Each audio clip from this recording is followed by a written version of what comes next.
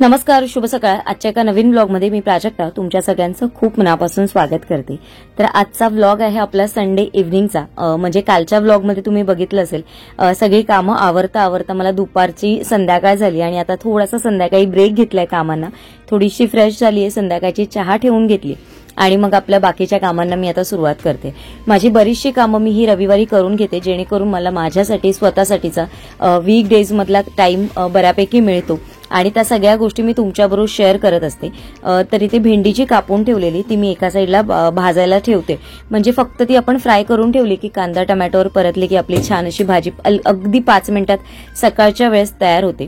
आजच्या व्लॉगमध्ये मी सगळ्या गोष्टी त्याच तुमच्याबरोबर शेअर केल्यात की एका भाजीपासनं किंवा एक भाजीचं प्रिपरेशन जर तुम्ही करून ठेवलं तर त्याच्यापासून तुम्ही 2-3 प्रकारच्या वेगवेगळ्या भाज्या तुम्ही तयार करू शकता। मग ती ग्रेव्ही भाजी असो किंवा मग ड्राय भाजी असो, तुम्ही कुठल्याही पद्धतीची भाजी एका भाजीपासून बनवू शकता।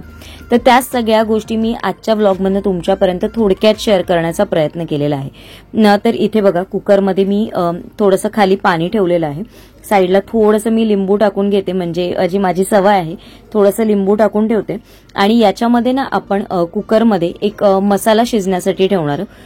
जो असा मसाला आहे किंवा तुम्ही ग्रेव्ही म्हणू शकता की जे आपण सगळ्या भाज्यांना वापरू शकतो, म्हणजे ज्याच्यामध्ये पनीर मटार पनीरची भाजी असते किंवा कोफ्ता करी वगैरे आपण वेगवेगळ्या प्रकारचे कोफ्ता करी करतो किंवा मटार मलाई पनीर करायचं असेल तुम्हाला किंवा बटर पनीर मसाला करायचा असेल, अशा वेगवेगळ्या ज्या भाज्या असतात ज्या पंजाबी डिशेस तुम्ही म्हणू शकता त्याच्यासाठीची ही मी एक ग्रेव्ही घरात करून ठेवते बघा आणि तुमच्याबरोबर शेअर केली। तर इथे मी 2 टोमॅटो घेतलेत छानपैकी बारीक कापून, म्हणजे तुम्हाला जर म्हणजे बघायचं म्हणजे तुमचं भांडं कितपत मोठं आहे आणि किती क्वांटिटी आहे त्याच्यावर तुम्ही ठेवा। माझ्याकडे 2च होते त्याच्यामुळे मी ते कापलेत, त्याच्यामध्ये थोडीशी कोथिंबीर टाकली आणि याच्यामध्ये थोडेसे मसाले टाकणार आहे बघा।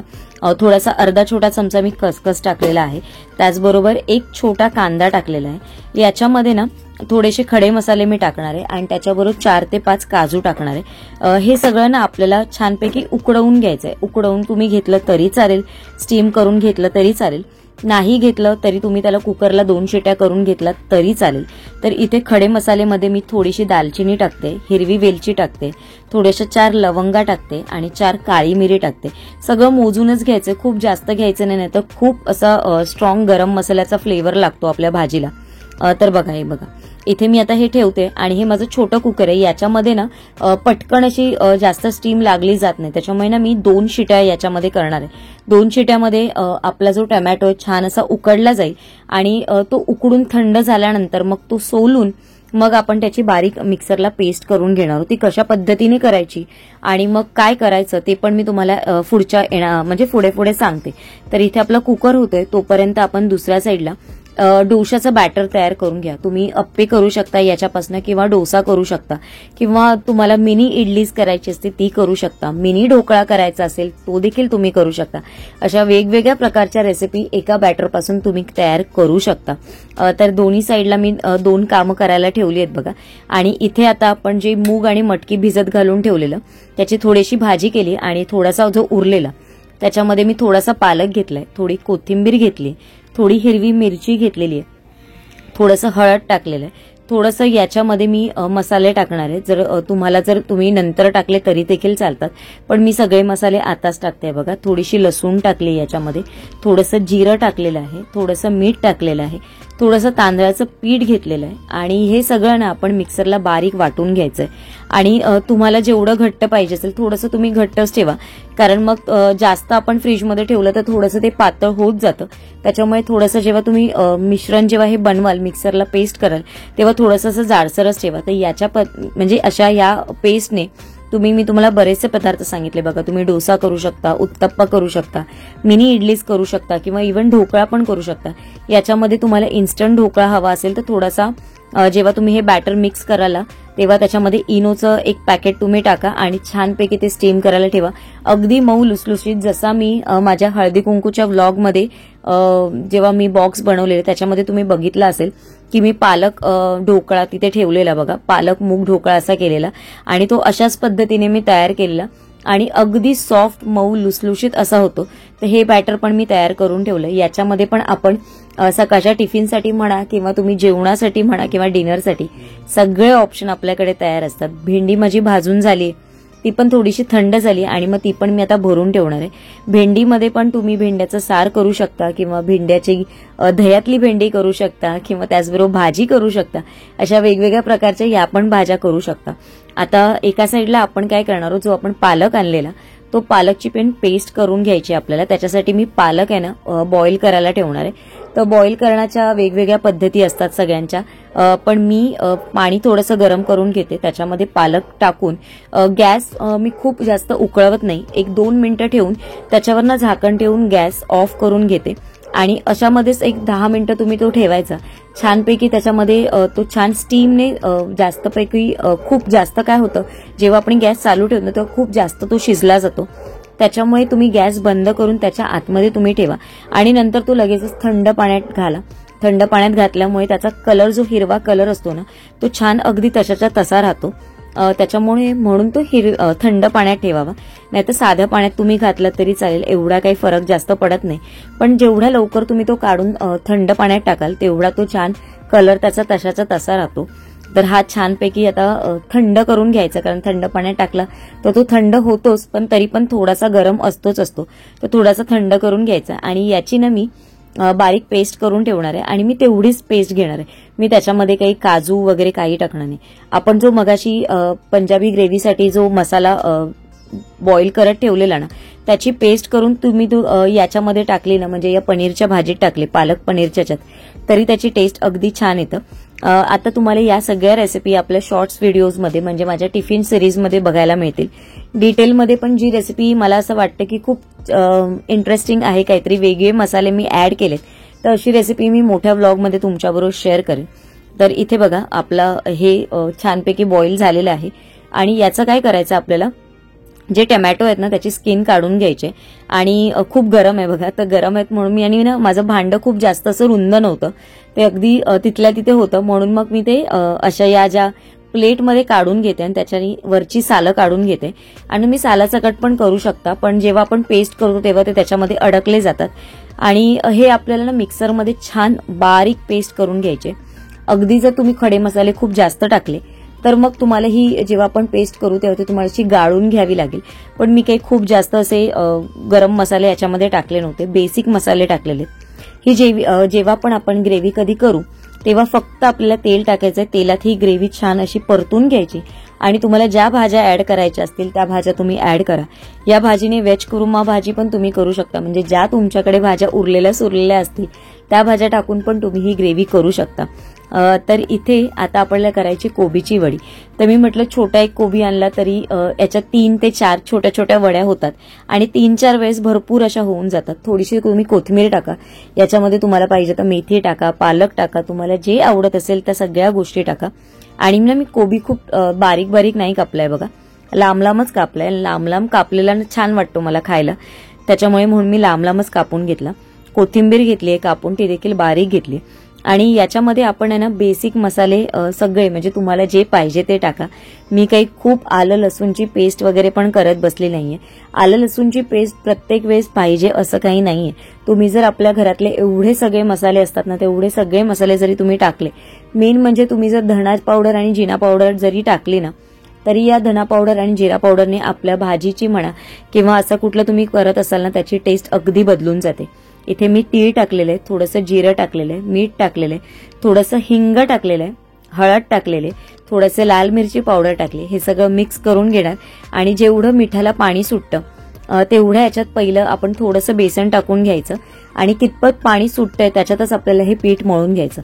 जर आपल्याला गरज वाटली तर थोडंसं पाणी टाकायचं किंवा मग त्याच्यामध्ये अजून थोडंसं बेसन टाकून छान अशी याची वडी तयार करून घ्यायची. मी याच्या जवळपास 3 छोट्या छोट्या वड्या तयार करून घेणार आहे. कधी कधी काय होतं, जेव्हा आपल्याला चौकोनी वड्या करायच्या असतील तर त्या देखील तुम्ही याच्यामध्ये करू शकता. तर बघा हा पण एक ऑप्शन तुमच्या जर तुम्हाला छोट्याशा स्नॅक्ससाठी किंवा घरी काहीतरी गेट टुगेदर असेल तर त्याच्यासाठी कोबीच्या वड्या पण झटपट होतात कोथिंबीरच्या वड्या करण्यापेक्षा. कारण कोथिंबीर एवढी आणा मग निवडा मग ती साफ करा मग त्या सगळं करण्यापेक्षा तुम्ही कोबीच्या वड्या पण छान करू शकता. जेव्हा तुम्ही हे रोल करून ठेवणार त्याच्याऐवजी तुम्ही पूर्ण प्लेटमध्ये म्हणजे ही जी चाळण आहे त्याच्यामध्ये पूर्णमध्येच त्या पूर्ण पसरून घ्यायच्या आणि नंतर शिजल्या की मग तुम्ही त्या चौकोनी आकारामध्ये कापून घ्या. म्हणजे छान जशी कोथिंबीर वडी असते ना तशाच पद्धतीने त्या मोठ्या मोठ्या स्क्वेअरमध्ये खूप छान दिसतात. तर मी आता तशा केल्या नाहीयेत. मी आता 3 छोट्या छोट्या वड्या करून घेणार आहे आणि 8 ते 10 मिनिटांसाठी आपण या स्टीम करून घ्यायच्या. खूप जास्त स्टीम करायची गरज नाहीये. आणि कोबी आणि बेसन अगदी मी थोडंच टाकलंय, खूप जास्त अगदी बेसन पण नाही टाकलंय. तुम्हाला जर वाटत असेल याच्यात असं वाटत असेल तुम्हाला की कुरकुरीत हव्या, म्हणजे जेवढ्या होत नसतील तुमच्या, तुम्हाला अजून कुरकुरीत हव्या असतील तर तुम्ही याच्यामध्ये थोडंसं तांदळाचं पीठ ऍड करा, किंवा मग जे आपल्याकडे मिक्स पीठ असतं म्हणजे ज्वारी, बाजरी किंवा जसं भाजणीच्या वड्याचं पीठ असतं ते देखील तुम्ही थोडंसं याच्यामध्ये ऍड केलं तरी चालेल. मागे पण मला एक कमेंट आलेली की ताई आम्ही ज्वारीचं पीठ वगैरे ऍड करतो जेव्हा वडी वगैरे करतो तेव्हा, तर मला ते एकदा करून बघायचंय. पण मला असं वाटतं की ते केलं तरी अजून सुंदर लागतील, छान अशा वड्या कुरकुरीत होतील. तर त्या एकदा त्या पद्धतीने मला करून बघायच्या आहेत. तर बघू येणाऱ्या व्लॉगमध्ये ते एकदा करून मी तुमच्याबरोबर नक्की त्याचा रिव्ह्यू शेअर करेन.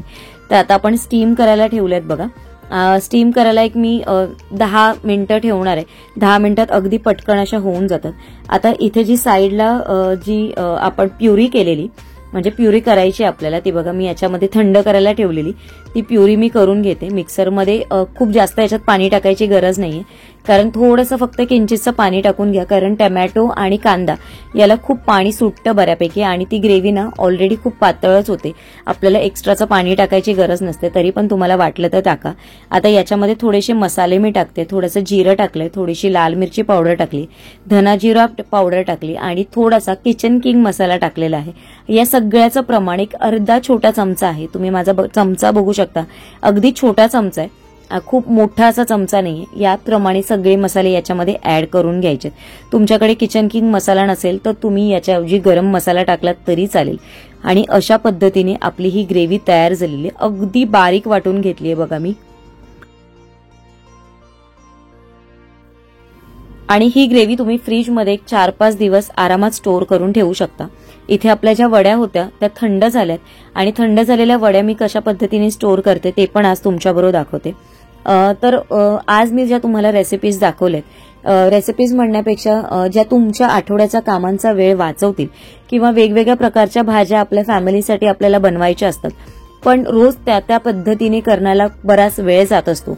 म्हणजे तुम्ही आता जसं पालक म्हणा, पालक प्युरी करायला जाणार, मग आपण ती भाजी करणार, त्याला वेळ जातो. हे सगळं टमॅटो, कांदा पहिला आपण शिजवून घ्या किंवा आपण पॅनमध्ये परतवून घेतो, मग त्याच्यामध्ये आपल्याला बराचसा वेळ जातो. त्याच्यापेक्षा जर तुम्ही अशा पद्धतीने थोडासा विचार करून किंवा मील प्लॅनिंगमध्ये अशा गोष्टी काही करून ठेवल्यात तर तुमचा बऱ्यापैकी वेळ वाचतो. आणि मी देखील माझा तोच प्रयत्न असतो की माझ्याकडनं तुमच्यापर्यंत अशा छान छान गोष्टी ज्या आहेत ज्या तुमचा टाइम वाचवतील त्याच गोष्टी तुमच्यापर्यंत पोहोचवण्याचा प्रयत्न असतो.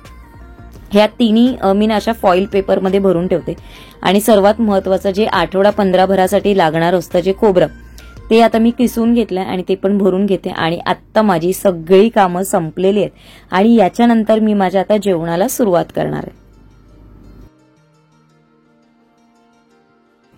तर आजचा व्हिडिओ मी इथेच संपवते, कारण कसं झालंय सगळी कामं झालेली आहेत आणि त्या सगळ्या गोष्टी मी बऱ्याचशा गोष्टी आजच्या ब्लॉगमध्ये तुमच्याबरोबर छोट्या छोट्या आहेत पण त्या शेअर केलेल्या आहेत. म्हणजे आपण एखादी गोष्ट जर ठरवून केली ना तर आपला बऱ्यापैकी आठवड्यातला बराचसा वेळ वाचत असतो.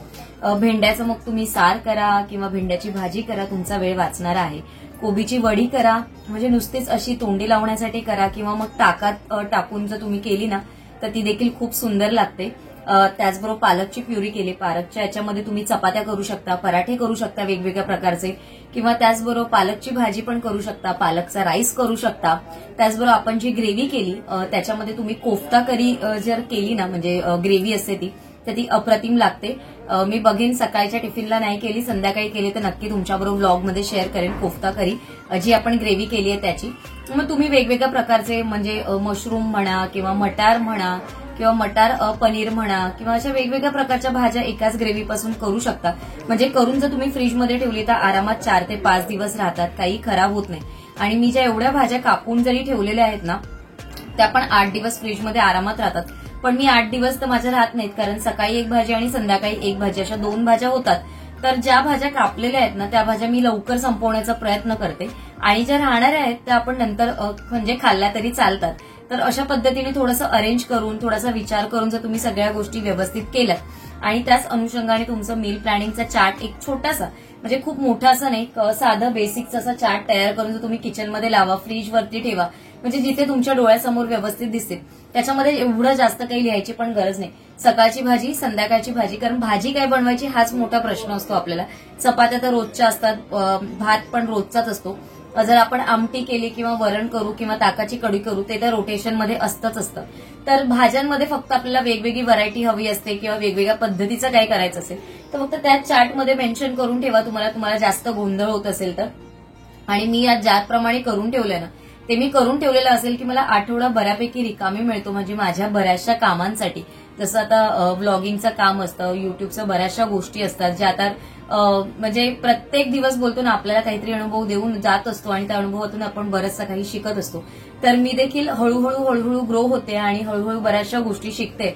युट्यूबचं म्हणा किंवा माझ्या डे टू डे रुटीनमध्ये अशा बऱ्याचशा गोष्टी असतात की ज्याची मला नोंद ठेवणं किंवा वेगवेगळं काहीतरी शिकणं हे रोजची म्हणजे एक बोलतात ना ती काळाची गरज आहे.